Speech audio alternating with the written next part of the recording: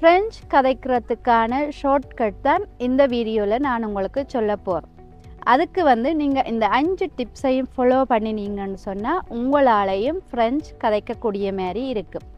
என்னோட கூது ஃப்ரான்ஸே வர விருப்பம்னு சொல்லி சொன்னால் இந்த மெயில் அட்ரஸுக்கு மெயில் அனுப்புங்க. அதே மாதிரி டெல்ஃப் எக்ஸாமுக்கு உங்களை தயார்படுத்தணுமெண்டா கூடியும் இந்த மெயில் அட்ரஸுக்கு நீங்கள் மெயில் அனுப்புங்க.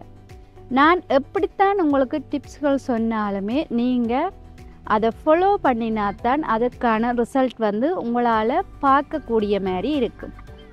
இப்போ ஃப்ரெஞ்ச் கதைக்கிறதுக்கான ஷார்ட்கட்டில் முதலாவது டிப் என்னென்னு சொல்லி பார்ப்போம்.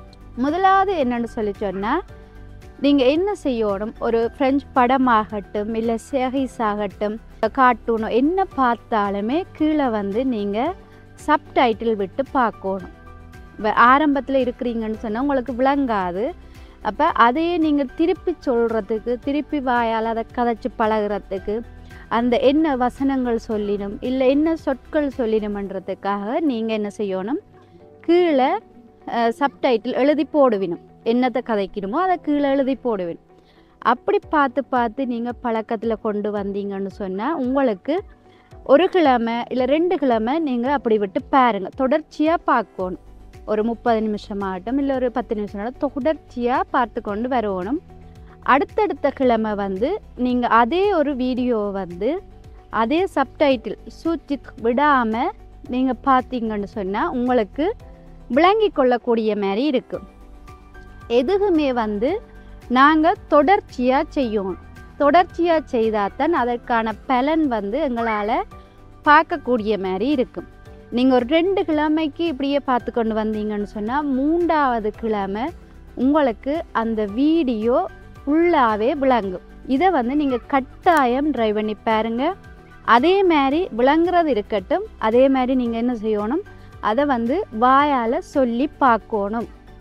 சொல்லி பார்த்தீங்கன்னு சொன்னால் உங்களுக்கு அப்படியே ஆட்டோமேட்டிக்காக கதைக்கிறதுக்கான சொற்கள் வசனங்கள் வந்து உடனடியாக வாயிலிருந்து வரும். 2வது டிப், நீங்கள் எப்படித்தான் எல்லாம் ப்ராக்டிஸ் பண்ணி வடிவாக கதைக்கிறதுக்கு எல்லாம் தெரிஞ்சு சொற்கள் வாக்கியங்கள் எல்லாம் அமைக்க தெரிஞ்சாலும் நீங்கள் என்ன செய்வீங்க, கதைக்க தொடங்கும் போது ஒரு பயம் பதட்டம் வரைக்க வேகமாக கதைப்பீங்க. அப்படி நீங்கள் வேகமாக கதைக்கும்போது உங்களுக்கு வந்து நிறைய பிழைகள் வரும். நிறைய பிழைகள் வரைக்க நீங்கள் என்ன சொல்ல வாரீங்க இல்லை என்னத்தை சொல்கிறீங்கன்னு சொல்லி மற்றாக்களுக்கு விளங்காமல் போயிடும். அப்போ நீங்கள் முடிஞ்ச வரை நீங்கள் என்ன செய்யணும், என்னத்தை கதைக்க போகிறீங்களோ அதை வந்து ஆறுதலாக சொல்லி பழகணும். ஆறுதலாண்ட இப்போ ஆக மெதுவாக இல்லை, ஒரு அளவான வேகத்தில் வந்து நீங்கள் கதைச்சி பழகணும். அப்படி கதைச்சிங்கன்னு சொன்னால் உங்களுக்கு முடிஞ்ச வரை நீங்கள் பிழைகளையும் தவிர்த்து கொள்ளலாம்.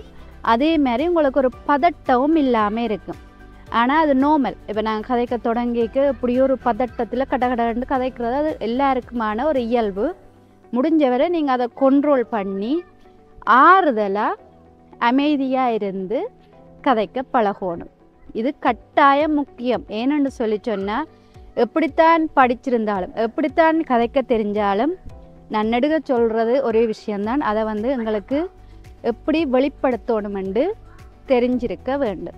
3வது என்ன சொல்கிறேன்னு சொல்லி சொன்னால் நீங்கள் வந்து முடிஞ்ச வரை சொற்களை வந்து என்ன செய்வீங்க, ஒரு நாளைக்கு ஒரு 5 சொல்லாகட்டும் இல்லை ஒரு 10 சொல்லாகட்டும் பாடமாக்குவீங்க. அது வந்து அடுத்த ஒரு கிழமையோ 2 கிழமையில வந்து மறந்து போயிடும். அப்படி மறந்து போகாமல் இருக்கிறதுக்கு நீங்கள் என்ன செய்யணும்னு சொன்னால், உதாரணத்துக்கு வீட்டில் உள்ள பொருட்களை பாடமாக்குறீங்க அப்படின்னு சொன்னால் வீட்டில் இருக்கிற அந்த ஒவ்வொரு பொருளையுமே நீங்கள் போய் தொட்டு தொட்டு சொல்லி அதுக்குரிய வாக்கியங்கள் அமைச்சு நீங்கள் கதைச்சி பழகணும்.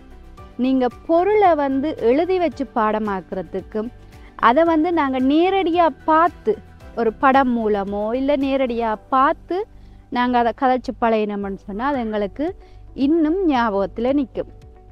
உதாரணத்துக்கு இப்போ கடைக்கு போனீங்கன்னு சொன்னால் கடையில் இருக்கிற பொருட்கள் அதை தொட்டு தொட்டு ஒவ்வொரு வாக்கியங்களை அமைச்சு சொல்லி பாருங்க. இல்லை உங்களுக்கு கடையிலேருந்து சொல்லி பார்க்க ஒரு மாதிரி இருக்குது இல்லை கஷ்டம்னு சொன்னால் ஃப்ளாஷ் கார்ட் மாதிரி அதில் ஃபோட்டோவை வச்சுட்டு அதுக்கு பின்னுக்கு அதில் சொல்லையும் எழுதி வச்சுட்டு அதுக்கு என்ன பாவிச்சு வினைச்சொல் பாவிச்சு கதைப்பீங்களோ அதையும் எழுதி வச்சுட்டு நீங்கள் ஒரு வசனமாக்கி கதைச்சு பார்க்கலாம். இது வந்து எப்போவுமே உங்களுக்கு மறக்காமல் இருக்கும்.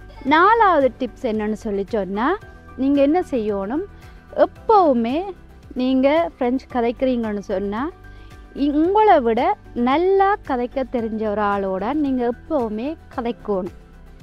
ஏன்னு சொல்லி சொன்னால் அப்போத்தான் நீங்கள் என்ன பிளவிட்டாலும் சரி உடனே வந்து திருத்தி உங்களுக்கு சொல்லுவினும். அதே மாதிரி உங்களுக்கு தெரியாத ஒரு வசனமோ சொற்களோ என்ன சொன்னால் கூடியும் நீங்களுமே அதை வந்து அவை சொல்லிக்க நீங்கள் அதை கேட்டு திருப்பி அவையோட கதைக்கக்கூடிய மாதிரி இருக்கும்.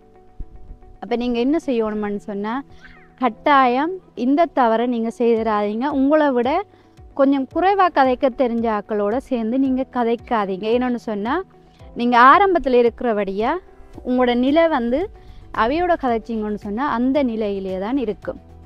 நீங்கள் இன்னும் கூடுதலாக கதைக்க போகிறீங்கன்னு சொன்னால் நீங்கள் வந்து உங்களை விட நல்லா கதைக்க தெரிஞ்ச ஆக்களோட கதைங்க. முடிஞ்ச வரை உங்களுக்கு ஃப்ரான்ஸ்லேயோ இல்லை சுவிஸ்லேயோ யாராவது ஃப்ரெஞ்சு கதைக்க தெரிஞ்ச அங்கேயே பிறந்து வளர்ந்த பிள்ளைகள் இருந்தால் கூடியும் அவையோடையுமே நீங்கள் கதைச்சு பழகலாம். 5வது டிப் கடைசியானது என்னன்னு சொல்லி சொன்னால், இது வந்து பொதுவாக எல்லாரும் விடுற பிள்ளை. நானுமே ஆரம்பத்தில் விட்ட பிள்ளையும் எல்லாருமே இதைத்தான் விடுறோம். அது என்ன பிள்ளைன்னு சொல்லி சொன்னால், உதாரணத்துக்கு பாருங்கள், ஒரு கிளாஸில் ஒரு 6-7 பிள்ளைகள் இருக்கணும்னு சொன்னால் அதில் வந்து இப்போ ஒரு கேள்வி கேட்பினும் கேட்டால் அது எங்கள் எல்லாருக்கும் அதுக்கான பதில் தெரிஞ்சிருக்கும். ஆனால் என்ன செய்வோம், முந்திக்கொண்டு முதலாவதாக அந்த பதிலை சொல்ல மாட்டோம். அப்போ என்ன செய்யணும், நாங்கள் சரி மற்றாக்கள் சொல்லட்டும் என்றுட்டு பேசாமல் இருப்போம். நாங்கள் ஏன் அதை ஸ்ட்ரெஸ் ஆகி சொல்லி எல்லாரும் எங்களை ஒரு மாதிரி பாப்பினும் பிளவிட்டா சிரிப்பினும் என்ற ஒரு பயத்துக்காக ஒரு கம்ஃபர்ட்டாகவே அப்படியே இருந்துடுவோம்.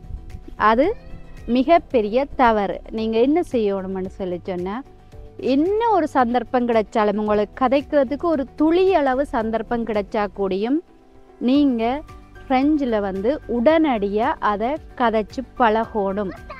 உங்களுடைய சான்ஸை வந்து நீங்கள் மற்ற ஆட்களுக்கு கொடுக்கக்கூடாது.